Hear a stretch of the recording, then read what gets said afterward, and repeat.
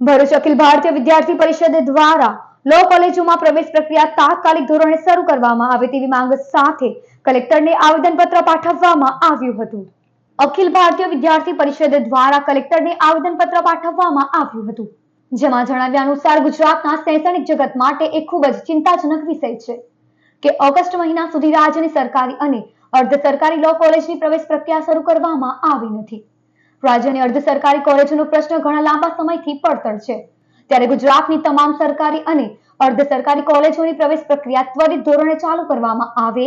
લો કોલેજોમાં bar council of ઇન્ડિયાના ધારાધોરણ પ્રમાણે પ્રાધ્યાપકોની ત્વરિત ભરતી કરવામાં આવે અને કોલેજોમાં સરકાર દ્વારા પ્રતિ વિદ્યાર્થીને આપવામાં આવતી ગ્રાન્ટમાં વધારો કરવામાં આવે એ સહિતની માંગ કરવામાં આવી છે. મુદ્દાઓ છે કે પ્રથમ વર્ષનું એડમિશન ઓગસ્ટનો અડધો મહિનો પતી ગયો તો પણ હજુ શરૂ થયું નથી અને એ જલ્દીથી જલ્દી શરૂ કરવામાં આવે. સાથે સાથે જે પ્રાધ્યાપકોની લો કોલેજની અંદર પ્રાધ્યાપકો નથી પૂરતા પ્રમાણમાં, એની પર ત્વરિત bar council of Gujarat, bar council of ઇન્ડિયાના ધારાધોરણોના આધારે ભરતી કરવામાં આવે અને સાથે સાથે અર્ધ સરકારી શાળાઓમાં જે વિદ્યાર્થીઓને મળતી ગ્રાન્ટમાં પણ વધારો કરવામાં આવે. આ તમામ મુદ્દાને લઈને આજરોજ અખિલ ભારતીય વિદ્યાર્થી પરિષદ કલેક્ટર કચેરી ખાતે આવેદન આપવા આવ્યું છે અને સરકારશ્રીને સમક્ષ પણ આ માંગને મૂકે છે. જો આ માંગ ત્વરિત સમયમાં અને ઇમરજન્સી મુદ્દામાં જો મૂકવામાં ના આવે અને જલ્દીથી જલ્દી આનું નિરાકરણ ના આવે તો આનાથી પણ ઉગ્ર આંદોલન કરશે અખિલ ભારતીય વિદ્યાર્થી પરિષદ.